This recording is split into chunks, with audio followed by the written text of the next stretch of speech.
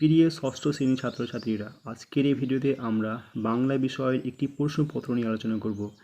প্রশ্নগুলি তোমাদের পরীক্ষার জন্য খুবই গুরুত্বপূর্ণ। প্রশ্নগুলো তোমরা ভালো করে লিখে উত্তরগুলো করে নিবে।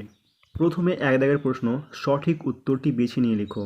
প্রতিটি প্রশ্ন মানে এক করে মোট 11টি প্রশ্ন উত্তর দিতে হবে। প্রথম 1.1-এর প্রশ্ন, বঙ্গ আমার জননী আমার কবিতাটির কবি রবীন্দ্রনাথ ঠাকুর, যতীন দাস, দ্বিজেন্দ্রলাল রায়, সুকুমার রায়। 1.2-এর প্রশ্ন, কত কোটি সন্তান মিলিত করে ডাকে আমার দেশ? 10 কোটি, 20 কোটি, 30 কোটি, 40 কোটি। 1.3-এর প্রশ্ন, যতীন দাস কোথায় জন্মগ্রহণ করেছিলেন? দিল্লিতে, কলকাতায়, বাংলাদেশে, সুন্দরবনে। 1.4-এর প্রশ্ন, ইন্ডিয়ান স্ট্রাগল বইটিতে যতীন দাস সম্পর্কে লিখে গেছেন কে? রবীন্দ্রনাথ, সুভাষচন্দ্র, গান্ধীজি, বিবেকানন্দ। 1.5-এর প্রশ্ন, সুধীরবাবু কী রচনা লিখতে দিয়েছিলেন? বাংলাদেশে, বর্ষাকাল, শরৎকাল, বসন্তকাল, শীতকাল। 1.6-এর প্রশ্ন, দলাদলি সব ভুলি, হিন্দু মুসলমান এক পথে একসাথে চলো, উড়াইয়া একতা নিশান, এই অংশটি কোন কবিতার অংশ? মোরা দুই সহোদর ভাই, চল রে চল সবে ভারত সন্তান, ভোর দুপুরে আকাশ ভরা সূর্য তারা। 1.7-এর প্রশ্ন, মোক্ষ শব্দের অর্থ হলো গৌরব, কষ্ট, মুক্তি, অভাব। 1.8-এর প্রশ্ন, প্রত্যাহার কথাটির অর্থ হলো প্রণাম, প্রলুব্ধ, ফিরিয়ে নেওয়া, বশ্যতা। 1.9-এর প্রশ্ন, ফের যদি রচনা আনতে ভুল হয় তাহলে তোমার কপালে দুঃখ আছে, সরল বাক্য না জটিল বাক্য। 1.10-এর প্রশ্ন, হরিপদর ডাকে সুধীরবাবু অবাক হন, যোগী বাক্য না সরল বাক্য। 1.11-এর প্রশ্ন, আমি রচনা লিখতে বলেছি, এই বাক্যে কর্তা খুঁজে বের করো। এরপরে 2-এর প্রশ্নগুলো, নিচের প্রশ্নগুলোর অতি সংক্ষিপ্ত উত্তর দাও। প্রতিটি প্রশ্ন মান 1 করে মোট 13টি প্রশ্ন উত্তর দিতে হবে। প্রথম প্রশ্ন 2.1, যতীন দাসের ছদ্মনাম কী ছিল? 2.2-এর প্রশ্ন, মিস্টার প্যাট্রি কে ছিলেন? 2.3-এর প্রশ্ন, সুধীরবাবুর একটি মুদ্রাদোষ কী ছিল? 2.4-এর প্রশ্ন, অশোক কোথায় কথায় তার প্রভাব বিস্তার করেছিল? 2.5-এর প্রশ্ন, ধরাতল কবিতায় কবি কাদের ভাই বোনের সঙ্গে তুলনা করেছেন? 2.6-এর প্রশ্ন, কবি দেশকে কী কী নামে সম্বোধন করেছেন? 2.7-এর প্রশ্ন, প্রদত্ত শব্দগুলির সন্ধি বিচ্ছেদ করো, যে কোনো দুটি। পর্যন্ত, সিদ্ধান্ত, যতীন্দ্র, প্রত্যক্ষ।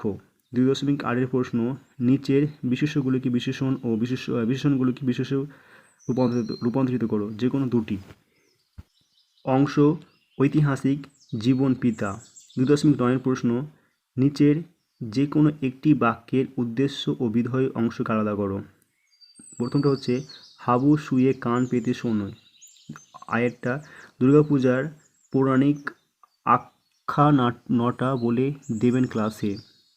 2.10-এর প্রশ্ন, কোথায় রুমালটা বেড়াল হয়ে গিয়েছিল? 2.11-এর প্রশ্ন, কে চেঁচিয়ে বলেছিল মানহানির মোকদ্দমা?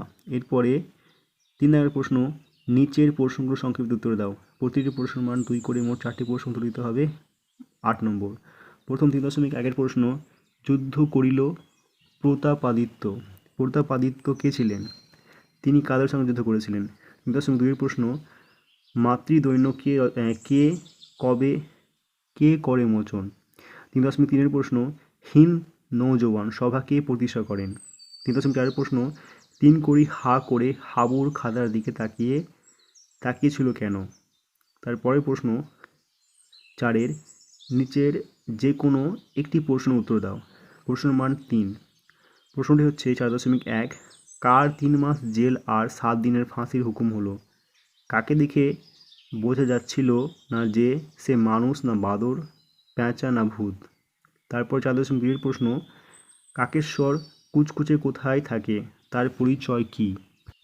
এবারে 5 দাগের প্রশ্নগুলো, নিচের প্রশ্নগুলোর উত্তর দাও। বিকল্প প্রশ্নগুলো লক্ষণীয়। প্রতিটি প্রশ্নের মান 5 করে মোট 5টি প্রশ্ন উত্তর দিতে হবে। মোট 25 নম্বর। প্রথম 5.1-এর প্রশ্ন, অনশন করার আগে যতীন তার সহ যোদ্ধাদের কী অঙ্গীকার করান? তিনি অনশন করবেন না কেন? 5.2 প্রশ্ন, তবেই রচনার প্রকৃত সাহিত্যিক মূল্য আসবে। সুধীরবাবুর মতে কিভাবে একটি রচনার সাহিত্যিক মূল্য অনন্য হয়ে ওঠে?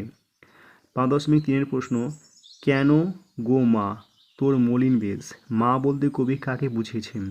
তাকে মা বলা হয়েছে কেন? এরপরে 5.4 প্রশ্ন, ধরাতল কবিতার কবি কে? কবির কল্পনার নৌকা যাত্রায় কী কী দৃশ্য দেখেছেন? এরপরে 5.5 প্রশ্ন, উধো আর বুধোর কীর্তিকলাপ নিজের ভাষায় লিখো। অথবা হ জ ব র ল বইটিতে কোন চরিত্রকে তোমার সবথেকে ভালো লেগেছে, কেন ভালো লেগেছে? এরপরে 6 প্রশ্ন, যে কোনো একটি বিষয়ে পত্র রচনা করো। প্রশ্নমান 5। প্রশ্নটি হচ্ছে, বার্ষিক পরীক্ষার প্রস্তুতি জানিয়ে বন্ধুর কাছে পত্র লেখো। অথবা এটি লেখা যেতে পারে, শিক্ষামূলক ভ্রমণ, ঐতিহাসিক স্থান পরিদর্শন করে অভিজ্ঞতা জানিয়ে বন্ধুকে পত্র লেখো। এবারে 7 প্রশ্ন, নিচের অংশটি পড়ে প্রশ্ন অনুসারে উত্তর দাও। মোট 5টি প্রশ্ন উত্তর দিতে হবে, প্রতিটি প্রশ্ন মান 1 করে 5 নম্বর। এখানে প্রথমে একটি গল্প দেওয়া আছে, সেই গল্পটি পড়তে হবে। পড়ার পর 7.1 এর যে প্রশ্নগুলো আছে সেই প্রশ্নগুলো উত্তর দিতে হবে। প্রথম প্রশ্নটি হচ্ছে, পেরু রাজ্য কোথায় অবস্থিত? 7.2 প্রশ্ন, ইনকা জাতির এক নগরের ধ্বংসাবশেষ কোথায় আছে? তারপরে 7.3 প্রশ্ন, মাচু পিচু কি?